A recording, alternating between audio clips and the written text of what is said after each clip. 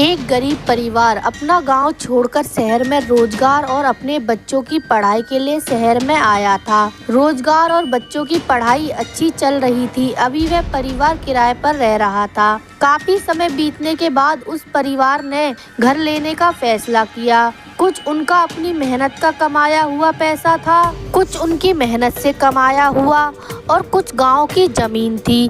जमीन को बेचकर इतना रुपया इकट्ठा हो गया था कि रामपाल ने अपना खुद का घर बना लिया था। पूजा पाठ करने के बाद रामपाल सिंह अपने घर में प्रवेश किया। घर में रामपाल परिवार के साथ खुशी खुशी रहने लगा। सब कुछ अच्छा चल रहा था। एक दिन सभी घर पर थे, तभी रामपाल के बच्चों ने देखा कि फर्श पर कुछ दिख रहा है। बच्चे डर गए और डर से चीखने चिल्लाने लगे। बच्चों की चीख सुनकर बच्चों की माता पिता कमरे से बाहर आ गए। तब तक फर्श में कुछ डरावने चेहरे दिखने लगे थे। ये सब देखकर पूरा परिवार डर गया। फर्श में डरावने चेहरे उभरता देखकर रामपाल अपने परिवार को लेकर घर से बाहर निकल गया। रामपाल ने आसपास में रह रहे लोगों को सारी बात बताई। पड़ोसियों में से कुछ बुजुर्ग बोले, अपने घर में प्रवेश करने से पहले पूजा पाठ हवन आदि करवाया था। रामपाल जी ने कहा, हाँ पूजा पाठ तो हमने कराया था। तब उस बुजुर्ग ने रामपाल को सलाह दी कि आप एक बार फिर से अपने घर में पूजा पाठ करवा लो। हो सकता है पहले की पूजा पाठ में शायद कोई कमी रह गई हो, जिसकी वजह से ये सब हो रहा है। रामपाल ने बुजुर्ग की बात मानकर एक बार फिर से अपने घर में हवन आदि करवाया और रहने लगा। उसके बाद सब कुछ शांत हो गया। रामपाल को लगा बुजुर्ग ने ठीक कहा था। पहली पूजा में शायद कुछ कमी रह गई थी, जिसके कारण ये सब हो रहा था। अब सब कुछ ठीक हो रहा था। अब सभी निश्चित होकर रहने लगे। कुछ दिनों बाद सब कुछ ठीक चलता रहा, लेकिन एक रात दोनों बच्चे अपने कमरे से सोए हुए थे। रामपाल और उनकी पत्नी अभी तक जाग रहे थे। तभी अचानक उनकी नज़र फर्श में हो रही हलचल पर पड़ी।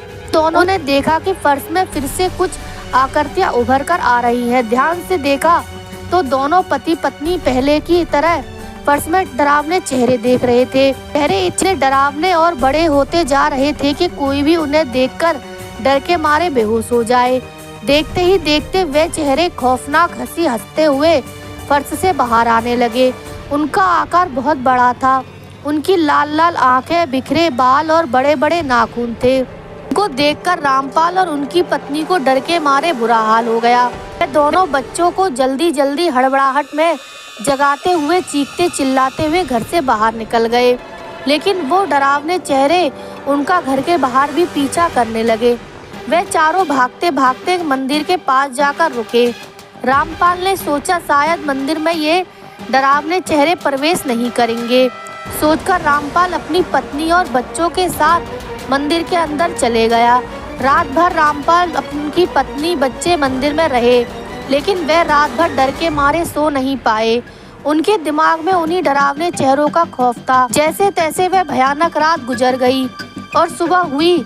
सुबह मंदिर में से जो मंदिर में आए थे उन्होंने रामपाल से पूछा, आप यहाँ क्या कर रहे हो और इतने डरे हुए क्यों हो, क्या बात है?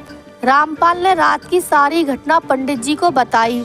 पंडित जी ने कहा, तुम चिंता मत करो, मैं अपने अभी गुरुजी को बुलाकर लाता हूँ। तब तक तुम यहीं रहना। जब गुरुजी आ जाए तभी मंदिर से बाहर निकलना। रामपाल ने कहा, ठीक है पंडित जी, जैसा आप कह रहे हैं मैं वैसा ही करूँगा। थोड़ी देर बाद पंडित जी अपने गुरुजी को लेकर आ गए।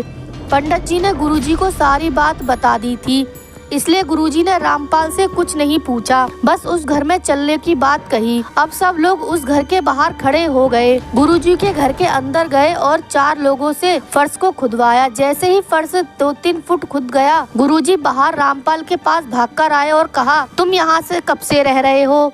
रामपाल ने कहा, करीब 9-10 महीने हुए होंगे। क्यों गुरुजी, आप ऐसा क्यों पूछ रहे हो? तब गुरुजी ने बताया, ये जहाँ तुम्हारा घर बना है उसके नीचे कभी कब्रिस्तान था, तभी वह डरावनी शक्लें तुमको दिख रही हैं। इस पर रामपाल ने कहा, तो अब हम क्या करें गुरुजी? तब गुरुजी ने कहा, ये तो उन प्रेतों से पूछने पर ही पता चलेगा कि वो क्या चाहते हैं। गुरुजी ने काफी सिद्धियां प्राप्त की हुई थी, इसलिए उन्हें भूत प्रेतों से बात करना भी अच्छे से आता था और उन्हें सब सिखाना भी। अब क्या था, गुरुजी ने रामपाल और उनके परिवार से कह दिया कि इतना सब कुछ ठीक ना हो जाए, आपको मंदिर में रहना होगा, क्योंकि अगर आप लोग घर में गए तो आप इस बार उन भूतों का निवाला बन सकते हो। रामपाल ने कहा ठीक है गुरुजी। दूसरे दिन गुरुजी उस घर में गए और अपनी सिद्धियों की शक्तियों से उन भूतों को बुलाया और उनसे पूछा, क्या चाहते हो तुम लोग? उस भले परिवार को क्यों परेशान कर रहे हो?